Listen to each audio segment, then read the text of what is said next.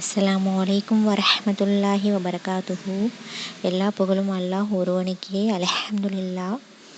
இன்றைக்கி டாபிக்கு போகிறதுக்கு முன்னாடி ஒரு சின்ன விஷயம். இன்றைக்கி ஷாபான் முதல் மாதம் ஆரம்பிச்சிருச்சு. அடுத்த மாதம் ரமலான் மாதம். அதனால் எல்லோரும் விடுபட்ட நோன்பு இருந்தாக்கா, போன வருஷம் நீங்கள் விட்ட நோன்பு இருக்கும்ல, அது இந்த மாதத்தில் நீங்கள் வச்சுருங்க. ஏன்னா அடுத்த மாதம் ரமலான் மாதமாக இருக்கிறதால அப்புறம் நம்ம வைக்க முடியாது. அதனால் இந்த மாதத்துலேயே போன வருஷத்துக்கு நீங்கள் விடுபட்ட நோன்பை வச்சுருங்க இன்ஷா அல்லாஹ். சரி, வாங்க டாபிக்கு போகலாம். குர்ஆன் தொகுக்கப்பட்ட வரலாறு. இது எல்லாருமே தெரிஞ்சுக்கணும். ஏன்னாக்கா நம்ம கையில் இருக்கிற குர்ஆன் ரொம்ப எளிமையான முறையில் நம்மக்கிட்ட கிடச்சிருக்கு. எல்லார் வீடுகள்லையுமே இருக்குது, எல்லோரும் நம்ம ஓதுகிறோம். ஆனால் அதை எப்படி நம்ம தொகுத்து நம்ம கையில் இவ்வளோ எளிமையாக வந்திருக்குன்னு நம்ம தெரிஞ்சுக்கணும்ல. அதுக்கு பின்னாடி சஹாபாக்களுடைய பல இன்னல்கள், அவங்க கஷ்டப்பட்டு அவங்க தொகுத்து கொடுக்க போய் தான் இப்போ நமக்கு ரொம்ப எளிமையான முறையில் அந்த குர்ஆன் நம்ம கையில் இருக்குது. அப்படி குர்ஆனுடைய முதல் வசனம் எப்படி இறங்குனுச்சு அப்படின்னு பார்த்தோன்னா, வசனம் அப்படின்னு சொல்கிறதுடைய வஹி அப்படின்னு சொல்லலாம். ஏன்னா ரசூலுல்லாஹ்க்கு வஹி மூலியமாக தான் ஒவ்வொரு குர்ஆன் வசனத்தையும் அல்லாஹ் தஆலா வழங்கியிருக்கான். அவங்களுடைய 40 வயதில் தான் முதல் வஹி அவங்களுக்கு இறங்குது. முஹம்மது நபி ஸல்லல்லாஹு அலைஹி வஸல்லம் அவர்கள் தனிமையை விரும்பி முதல்ல ஹிரா குகைக்கு போகும்போது தான் முதல் வஹி வானவர் தலைவரான ஜிப்ரீல் அலை மூலமாக அல்லாஹ் தஆலா இறக்குறான். அது முதல்ல அல் அலக் அப்படின்னு சொல்லக்கூடிய இக்ரா பிஸ்மி ரப்பிக்கல் லதீ ஹலக் அப்படின்னு ஆரம்பிக்கும்ல, அந்த சூறால முதல் 5 வசனத்தை அல்லாஹ் தஆலா இறக்குறான். இப்படி கொஞ்சம் கொஞ்சமாக ஒவ்வொரு வஹியும் இறங்கப்பட்டுட்டே வருது. இப்படி ஒவ்வொரு குர்ஆன் வசனமாக இறங்கும்போது நபி ஸல்லல்லாஹு அலைஹி வஸல்லம் அவங்க என்ன பண்ணுறாங்கன்னா, மனப்பாடம் பண்ண முயற்சி பண்ணுறாங்க கொஞ்சம் சிரமப்பட்டு. அப்போ அல்லாஹ் தஆலா ஒரு குர்ஆன் வசனத்தை இறக்கி சொல்கிறான் பாருங்கள். 87வது அத்தியாயம் 6வது வசனத்தில் சொல்கிறான், நபியே, நாம் உமக்கு ஓதி கற்றுக் கொடுப்போம், நீ அதை மறக்க மாட்டீர் அப்படின்னு சொல்லிட்டு அல்லாஹ் தஆலா சொல்கிறான். அப்படின்னாக்கா உன்னோட உள்ளத்தில் நான் பதிய வச்சிட்டேன், அதனால் நீ அதனை மறக்க மாட்டீங்க அப்படின்னு சொல்லிட்டு அல்லாஹ் தஆலா சொல்கிறான்.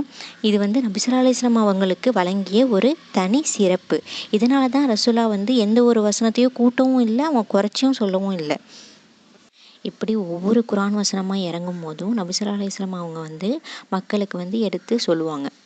அப்போ அந்த உள்ள மக்கள்லாம் எப்படி இருப்பாங்க அப்படின்னா, எழுத படிக்க தெரியாதவங்களாக இருந்தாங்க, ஆனால் நினைவாற்றல் அதிகமாக உள்ளவங்களாக இருந்தாங்க. இப்படி நபி ஸல்லல்லாஹு அலைஹி வஸல்லம் அவங்க தன்னை ஏற்ற மக்களிடத்தில் குர்ஆன் வசனத்தை சொல்லும்போது தோழர்கள் மனனம் செய்ய ஆரம்பித்தாங்க. ரசூலுல்லாஹ் சொல்ல அந்த ஒவ்வொரு வசனமாக அவங்க என்ன பண்ணாங்க, மனனம் செய்ய ஆரம்பித்தாங்க. ரசூலுல்லாஹ் ஒரு ஏற்பாடு செய்கிறாங்க. அது என்னன்னாக்கா, தோழர்கள் எல்லாம் மனனம் செய்கிறாங்கல்ல குர்ஆன் வசனத்தை, அதை மறந்துடாமல் இருக்க என்ன சொல்கிறாங்க அப்படின்னாக்கா, நீங்கள் மனனம் செஞ்ச வசனத்தை 5 வேளை தொழுகையிலையும் நீங்கள் ஓதி பாருங்க அப்படின்னு சொல்லிட்டு சொல்கிறாங்க. இதனால் மனனம் செய்யும் நபித்தோழர்களுக்கு ரொம்பவே எளிதாக இருந்துச்சு குர்ஆன் வசனங்களை மனனம் செய்த நபித்தோழர்கள் ஏராளமான பேர் இருந்தாங்க.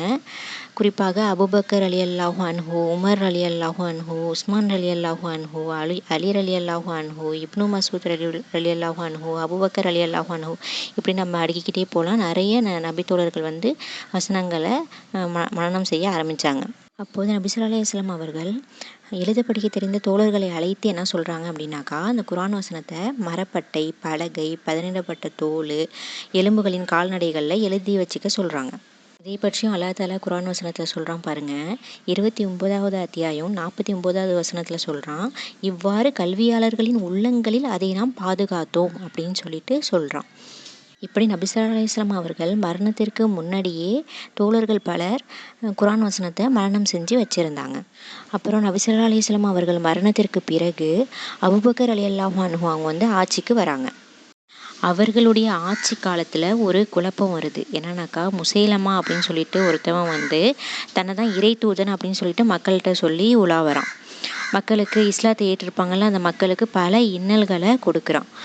அவனை எதிர்த்து யமமான்னு சொல்லிட்டு ஒரு போர் நடக்குது.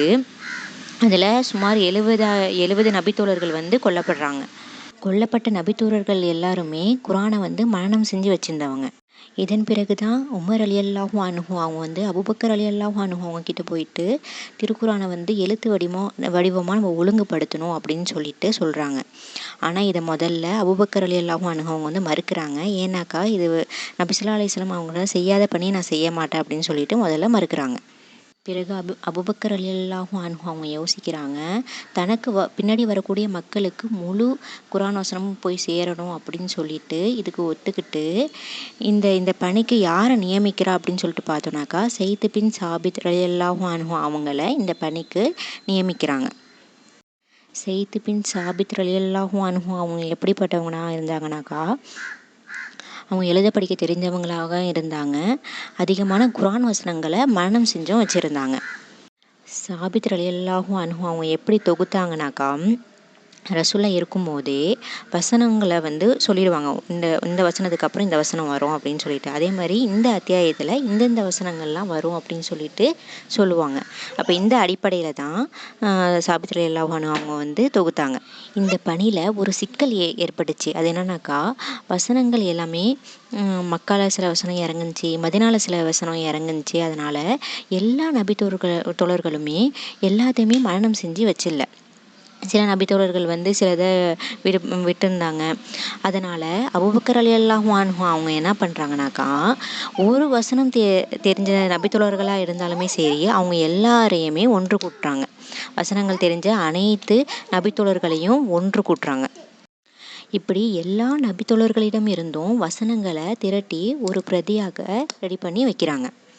இப்படி அபூபக்கர் ரலியல்லாஹு அன்ஹு அவங்க ஆட்சியில் முழு குர்ஆன் வசனமும் நபி ஸல்லல்லாஹு அலைஹி வஸல்லம் அவர்கள் சொன்ன வசனங்களினுடைய அடிப்படையில் தொகுக்கப்பட்டு இருந்துச்சு.